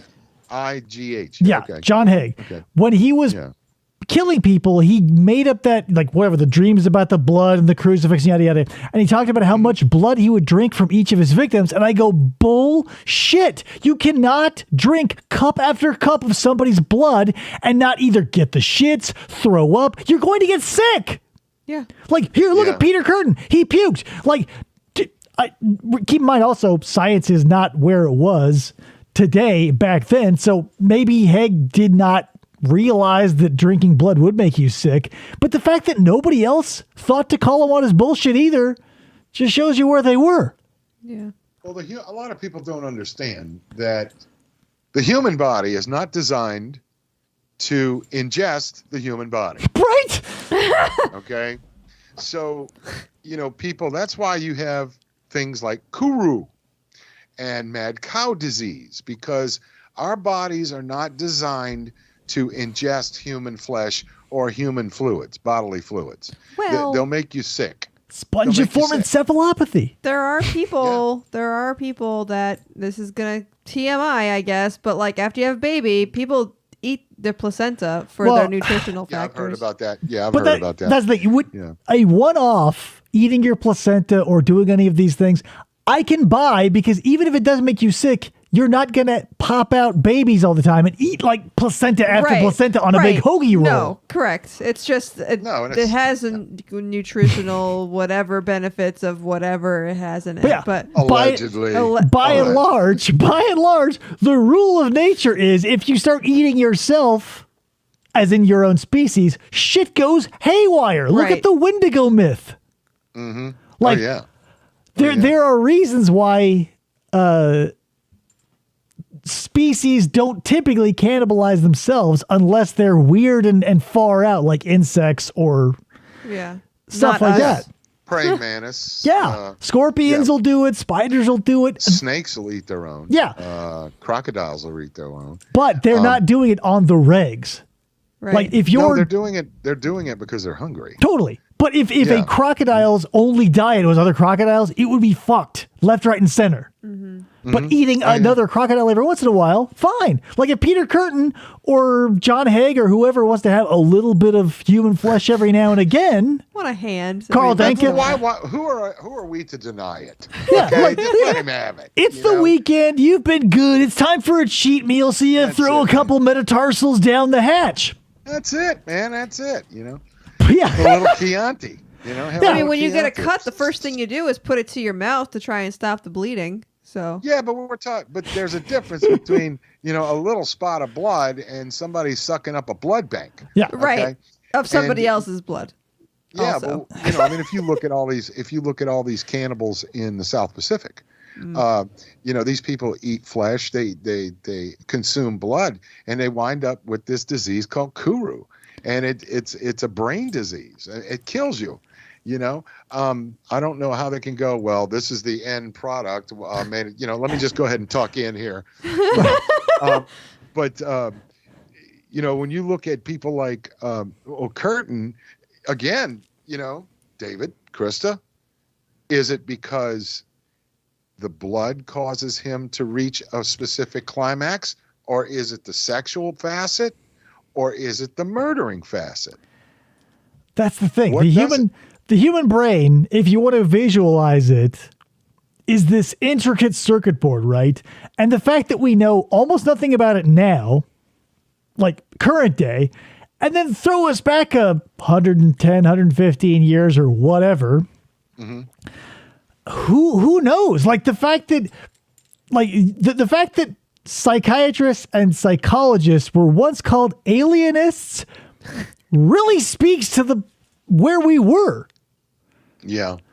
So who knows? Like the fact that Curtin was able to do all the things he did, and that's part of it too, I think, is once the wheels come off the cart, it's experimentation, for lack of a better term. Like we will never understand the mind of someone that, excuse me, Lord, fucked up. Okay, he was just screwed up. And Christa, I'm sorry, I don't talk like that normally, but she is. I mean, there's no way to describe how screwed up he was. Now, was it because of what happened with his parents? The rest of his family didn't grow up that screwed up. Okay, there had to be some sort of inherent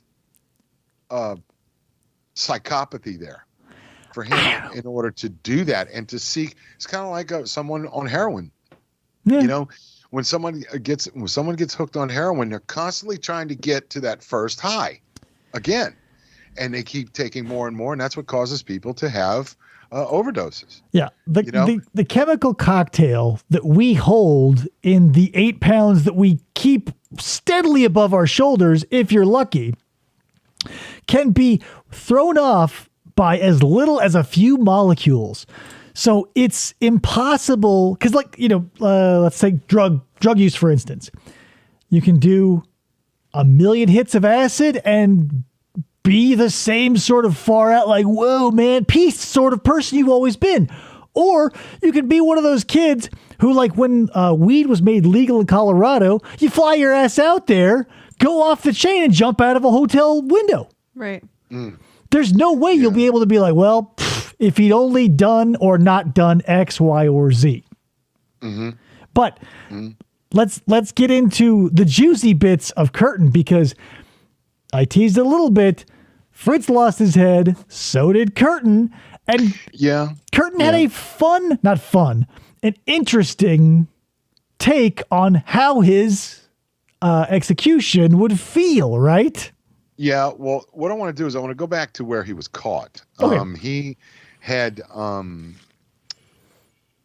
a bunch of victims that he tried to kill, but he didn't kill them. They survived, except one poor girl by the name of Maria Hahn.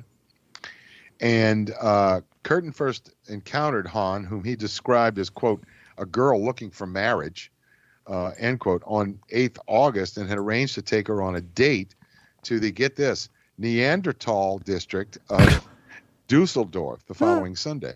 After several hours in Hahn's company, Curtin lured her into a meadow in order that he could kill her.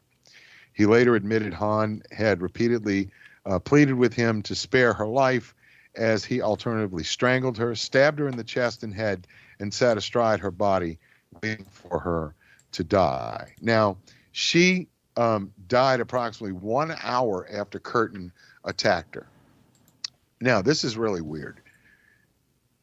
Curtin confessed to his wife that he was the vampire of Dusseldorf. And he thought that she was not going to turn against him.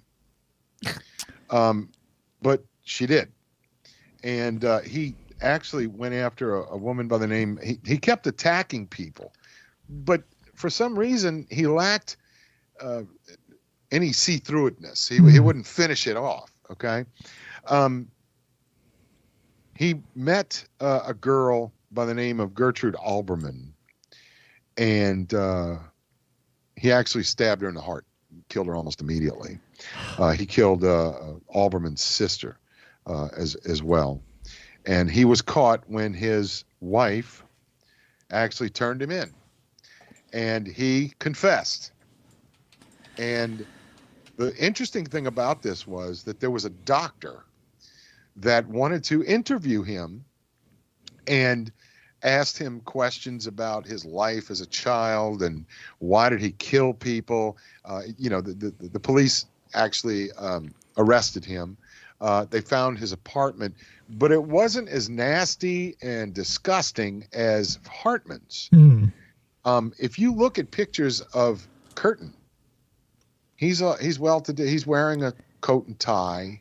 Yeah, he's got a hat. Probably what they would have called fussy back then. Yeah, he was fussy. About his attire. Yeah, he wouldn't have hit anybody that was bigger than he was. And there was a guy by the name of Ernst Donat, who was a chief inspector. He knew how to handle serial killers. But there was a guy by the name of Berg, and he was a doctor, and he interviewed Peter Curtin. And later, Berg published a book based upon these interviews called The Sadist. And that was basically what they believed Curtin to be, was a sadist, because his murders entailed not only denigrating the body or defiling the body, but also had to do with, sexually defiling the body at the same time. See, he asked Dr. Berg. Well, Dr. Berg, he had a question for him. And he said, so Dr. Berg, tell me, will I be able to hear the blood flowing from the stump in my neck? Oh. That would be just fantastic. And I'm paraphrasing there. But he did that. And he was found guilty on 3 counts. I think it was 3 or 4 counts of murder. And back then they used the guillotine. And he was found guilty. And at 6 o'clock on 2nd of July, 1931, Curtin was executed by guillotine in the grounds of the Klingelputz prison. in Cologne, Germany. He walked unassisted to the guillotine. He was flanked by the prison psychiatrist and a priest. Now, his exact words were, quote, "Tell me, after my head is chopped off, will I still be able to hear, at least for a moment, the sound of my own blood gushing from the stump of my neck? That would be the pleasure to end all pleasures," end quote. And, based on what we know scientifically about what happens to a human head after it is separated from a body, he probably had a good 20 seconds of hearing that shit. Yeah, he's probably winking at people. Yeah. While he was doing that. Like, I just imagine, if you were going to do the darkest comedy in the world, I can't imagine a better scene than a sexual sadist looking forward to his own beheading. Yeah. Like, yeah. So, but that is wildly, bizarre because especially let's say we all are living in the time of the guillotine, and they're doing them out in public. The French love that shit. The Germans love that shit. Heads are rolling. I guarantee if you were in the audience of these guillotines, you were seeing faces blinking. You were seeing looks of horror and shock on heads without bodies. Right. Like, what's her name? The queen, they cut her head off, and the dude picked it up and... Marie Antoinette. When he slapped her face, she, got a... Reaction? there was a reaction to, what? That wouldn't be scarring for a child in the audience at all. But it was just No, par for the course. The Romans watched people get eaten by lions and stab each other, up until, it was only very recently that we decided to start putting our horrific atrocities we do to one another behind closed doors. Well, here's the question I have, David and Christa. Did publicly showing these executions, did it curb murderers? Did it keep people from not committing murders? Probably not. I don't think there is such a thing as a punishment that detours the infraction. I mean, even now, can't you technically, not everybody can go see an execution well, you have to be either part of the family or the legal team. Or law enforcement or the press. Yeah. So but that's the thing. So let's say when it was a public spectacle and people were gathering in droves to see hangings, beheadings, shootings, whatever the case may be, it's that was an event you'd buy tickets for. I forget who it was, but when somebody's head was cut off in France, I'm going to sound like an idiot, but the details are true. When a head was cut off of this famous person, people were running up and dabbing their handkerchiefs in the blood for souvenirs. That's disgusting. So, well, they did the same thing when Dillinger was killed. Yeah. So, but he wasn't decapitated, but they did that. Yeah, the morbid darkness of the back of the brain. That's why you and I have these shows. Well, also look what they did to Gein's farm. It was carried off piecemeal by ghouls like you or I, who would go there and get a piece of the action. So, do I think that any punishment will stop any crime? No. Negative. Well, I kind of take offense at being a ghoul. I'm a mild-mannered pervert. So that's, all right, I'll be the ghoul. Mild-mannered pervert. I mean, if somebody were to come to me and say, "Look," and we forgot to say, Peter Curtin, after he was decapitated, his head was lost for a while until after World War II, and then his head was displayed in Wisconsin Falls, Wisconsin, at the Ripley's Believe It or Not, and I think we have a picture. You've seen it on the roll, gentle viewer. When you see that head cleave down the center like a melon ready to be balled for a fun church picnic, that's his goddamn head. It's I don't know where it is today, but it sat on a hook, and it's the same place. It was authenticated. Yeah, $2 a gander, whatever. Yeah. Yeah, I mean, if you've ever been at a Ripley's Believe It or Not museum, we used to have one down here. A lot of things were kind of fabricated because that's what they wanted. They wanted people to see it. Well, the gaff, it's like a Fiji mermaid. Yeah. Oh yeah. Uh-huh. We're at 11:43. Do we need to do anything? If you're, Let's start the show. Yeah, all right. all right. So welcome to the show, everybody. 2 hours of preamble. This is the green room. No, but yeah, if you're ready to wrap this up, we can start winding it down, because after we get to, the bisected head of Peter Curtin hanging out in a museum where a mother with 2 3-year-olds walking in could pay their fare and see, oh, look, this is a German serial killer. And we get to see his head now. We're here in Wisconsin. That's It's crazy. not so much a German serial killer as it is an oddity. And that's what they mean by that, Yeah. The thing is, the Germans are very proud of their serial killers, from what I understand. Well, not proud, but Well, Look at what we have got. them. Yeah, hey. Yeah, it's probably in the same vein or rather in the same genre of the comments you got about Ivan Milat, right?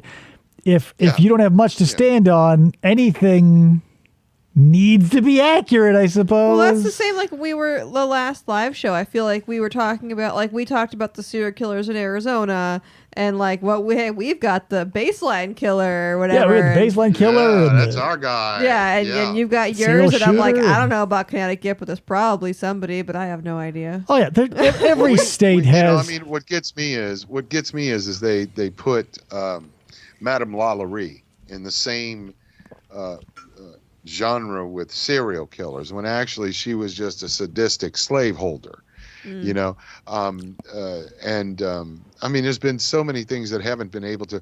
I'm interested in shit that we can confirm, not urban myths. Yeah, and things that have been legends. So there are, like everything in true crime, you've got these 2 big veins, and you've got the stuff that is solved, and then you've got the unsolved, and I hate the unsolved. Boy, oh boy, do I hate hearing all of the tragic events, all of the gruesome details, and then to be left with like, well, and the case is still open 40 years later to this day. Ta-da! I hate that. did we ever figure out who the Zodiac killer was? Still no. I thought. They, I thought they it did. was some relative that some guy said that that it was his uncle or something like that. Something came out like I've looked into it, and I've found nothing that compelled me to believe anything one way or the other. Like the I-45 killer was just identified, but he's been dead for 10, 20 years. Yeah. But Baked Salmon brings up the Night Stalker. Yeah, in Southern California. SoCal. Yeah. Have you guys ever heard about the happy face killers or something? Oh yeah. Is that a real thing? Because I've been looking at some videos that kind of like were lost video. They have the lost footage type things, and it was kind of, I don't know, ridiculous that they actually showed the people that were killing the happy face, killing these young men. Right. But the thing is that it's not my job. It's beyond my pay grade to solve things. Right. Mine is just to present documentation. That's it. The happy face murders, not happy face, but the smiley face murders were like still to this day hotly contested, because there's a guy out there now, I think his name is Keith Jesperson, maybe. His nickname was Baby Huey because he's like this big, dumb looking, like, dead-eyed sort of. Yeah. And they thought he was that guy for a long time. But, with over or up to rather 200 active serial killers. Yeah. How many did he kill? Keith Jesperson? Yeah, or allegedly. I don't remember. That's the thing. The facts and figures and numbers and all the specifics. Like, I can barely pull a name. Play a sound for Polly's Cracker joining us. Welcome to the show, Polly's Cracker. Glad to have you. Polly's Cracker. He's one of our viewers. Classic fan. Hello, Polly's Cracker. How are you? Polly wants a cracker. Happy birthday. Here he is. Okay. But yeah, right. there are some odd things that you could throw into a Ripley's Believe It or Not. Like, but some of these things are ethereal. Like, let's say the number of plumbers who broke open serial killer cases, right? what was his name? Plumbers that broke open serial kill. Oh, yeah, there was one that broke one open in Great Britain. Yep. Dennis Nilsson was the serial killer. Yeah. And the plumbers found flesh in the pipes and stuff like that. Why is my drain clogged? There was a dude, I can't remember his name. He's a big, fat looking piece of shit. I hate his guts. I can't remember his name, but he did the same shit. Like, he lived in a basement apartment of some other unknowing people. Their toilets got clogged. A plumber showed up, started pulling chunks of human out, and the dude got arrested immediately. And he's like, hey, man, can I get like some Wendy's or something? What? I wish I knew this dude's name. I hate his guts. Oh my gosh. But yeah. Remember, don't get emotional about serial killers. I know. Remember that, David. Don't get emotional. Yeah, because you want to, it's all done. It's all in the past. It's not like you're watching it happen in real time. But when you get these killers who are just flippant about it and are almost like either Fritz or Peter, who, like, when they're caught, they just open up. I don't know which I like more and which I hate more. If I see a serial or someone accused of a serial killer type scenario and their story changes every 3 seconds and they string the families along, I don't know if that's worse than the dude who sits down, crosses his legs like Ted Bundy, picks up a nice, venti Starbucks, and he's like, okay, which victim do you want to hear about first? What? Right. Well, that was the same with Christa Lindlab. They arrested her, and she's like, yeah, I killed all these people. I didn't mean to kill my best friend, but it happened. Whoops. That's a mulligan. Sorry. And then she would be in prison and be like, okay, are there people around? Like, can I talk to them about how I killed these people? Like, she had no emotion, no nothing towards. She was sad that she killed her best friend by accident, but that was it. Yeah. Another one of these concepts is like the number of people who, as soon as they get into jail, like, get in with their cellie and they start like opening up. Yeah. Like, it just becomes an after school special where you're sitting on a metal cot with a fucking mattress that's half an inch thick, and you're like, oh, I feel bad. And then a dude like covered in prison tats and like a spider web tattoo on his face is like, hey man, why are you so down?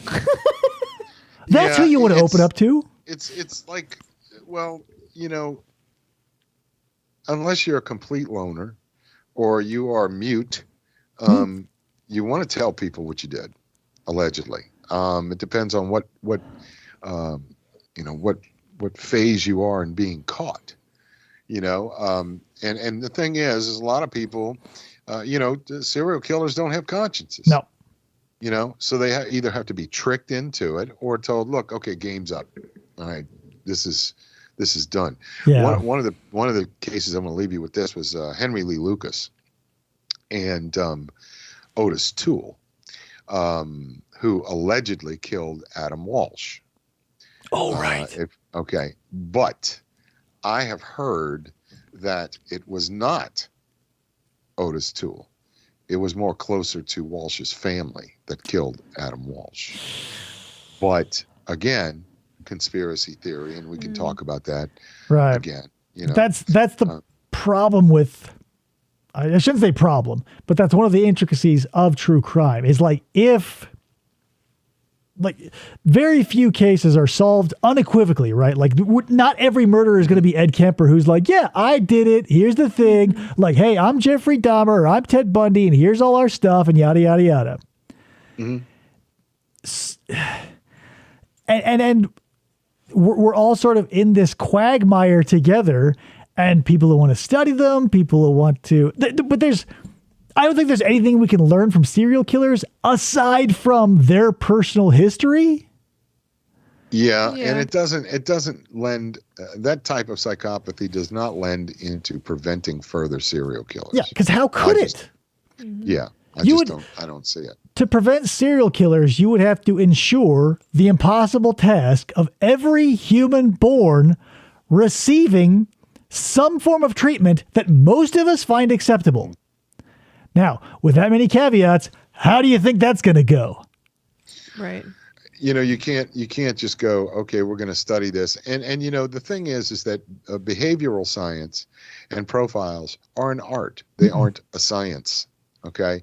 Until they are a science, then they're kind of useless. I mean, because some profiles will say, this is the personality type. Yeah.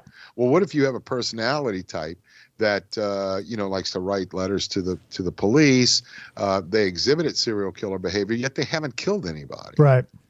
And you'd be looking up the wrong tree. For instance, like I love John Douglas, the FBI profiler who basically pioneered. I love his books. I love the work that he does. However, it's nothing more than basically informed cold reading. Mm-hmm. Like, what was the guy's name who shared the name with the senator who had that cold reading show on TV? John Carradine. What's his name? Yes. I don't know. idea. Hey, whatever. Or Sylvia Brown. Let's just say her because she's dead. I think, personal opinion, hack and a liar. But I feel the same way about the Long Island Medium. well, yeah. So then, but here you go. So John Douglas takes, evidence and then sort of works his cold reading on it. But that's the thing. It's implication, it's inference, which can help, but it's not a science. So It's an art. Polly's Cracker says Otis got caught in so many lies they didn't know what to believe anymore. Confessed to over 100 kills, but you can't take anything he said as truth. Right. Right. And same thing with Henry Lee Lucas. Henry Lee Lucas was merely admitting to things because he was getting special treatment. They had detectives from all the major police departments that were going down to Texas to interview him on cold cases. Mm. Okay. And, the thing is that unless they know the details, they're just making crap up. Yeah. But the cops wouldn't let them know that. The cops wouldn't let them know that they did that. But like how many people have been implicated in the Green River, like let's say the Green River killings, like that has a big murky area where they think this might be a person, but we've got the guy, but we still don't know because here's the thing about humans. They're liars. Like as much as I would love to think that one day we'll be able to sit someone down and whatever, sodium pentothal was the perfect idea that someone had one day, but let's say we find something that actually works. Until then, you're just going based off of evidence and maybe just a tall tale. Well, unless torture becomes legal again. But then you get everybody confessing to everything once you're pulling their toenails off. Right. Well, you start off slow. Okay, I'm sorry. I'm letting everything go here. Little secrets of the trade, but yeah. Well, anyway, let's just bring back, the bucket, the rat, and some hot coals, right? I'm a fan of the Iron Maiden. I really do think that's pretty good. Pick your poison. The Chinese water torture is always good. The hobbling wheel, water torture. We've got the thumb screws. Any of these work at getting information. Yeah, I mean the thing is that again, we mentioned that you can't be a serial killer. Two people can't be a serial killer doing the same thing because one of them is going to rat the other one out. Yeah, it happened here. And if somebody does a profile on two people, you're not going to be able to find that person because there's going to have so many dribs and drabs coming in. They're going to think it's one person doing it. Who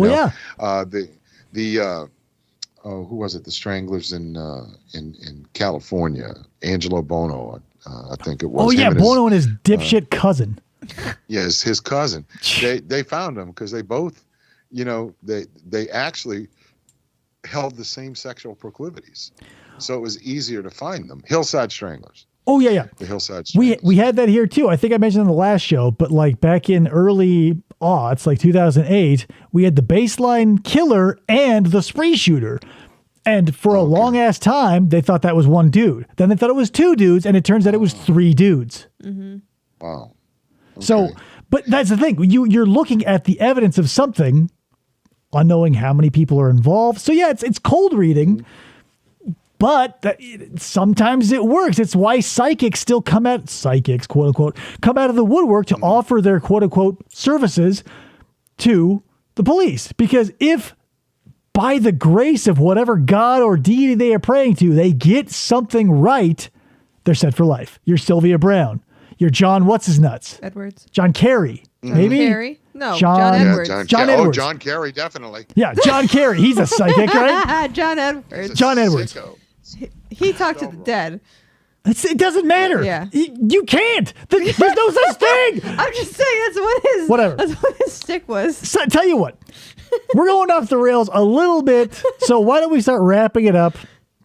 And I'm going to do something I've never done before. We're going to circumvent staff recommendations from all of us because everybody here is going to throw our weight behind, number one, true crime, dark imagination, man's dark imagination.